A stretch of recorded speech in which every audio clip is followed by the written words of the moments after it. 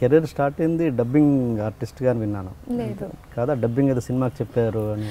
లేదు, ఫస్ట్ నా Tamil first movie కట్టరు తమిళ్ అని, ఆ మూవీ చేసిన తర్వాత నా వాయిస్ నేనే డబ్ చేసుకోమని అడిగారు.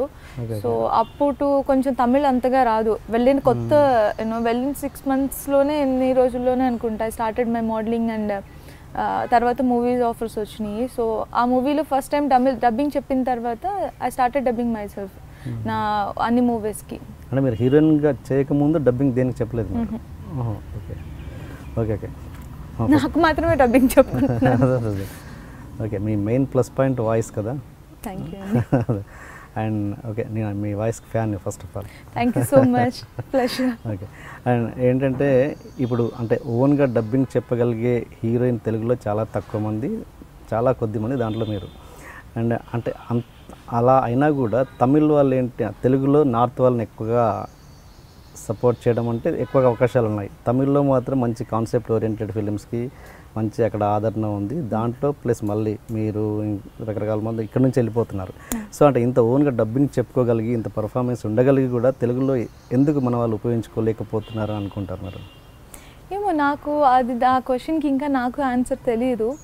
And luckily I did know so many good movies like SVSC, Balupu, Gitanjali, Chitrangada, and so many.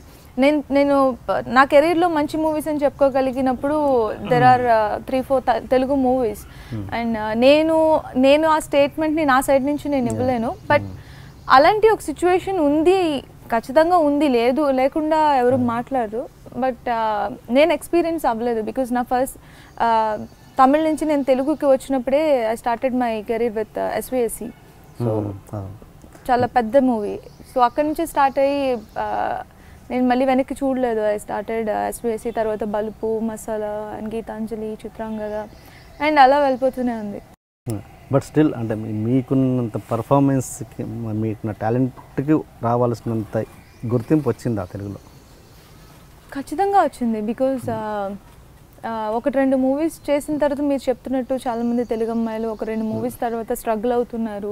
And వాళ్ళ నేమ్ని ఇండస్ట్రీలో రిజిస్టర్ చేసుకోవడానికి కొంచెం స్ట్రగుల్గా ఉంటుంది. అండ్ లక్కీలీ ఇప్పుడు అంజలి అంటే ఒక మంచి గుర్తింపు ఉంది. అండ్ సో అదే నేను మేబీ చూసింగ్ ఆఫ్ స్క్రిప్ట్స్ కూడా ఒక విషయమేనండి, నేనైతే అదే చెప్తాను. అండ్ నేను పిక్ చేసుకునే మూవీస్ అన్నీ చాలా చూజీగా ఉంటాయి. Story and my character and star cast, లేకపోతే something different in that movie. So అలా ఏదన్నా ఉండాలి అని నేను అనుకుంటాను. సో చూజీగా వెళ్తే ఖచ్చితంగా ఉండగలరు ఇండస్ట్రీలో. Please subscribe to iDream. Please subscribe for more videos.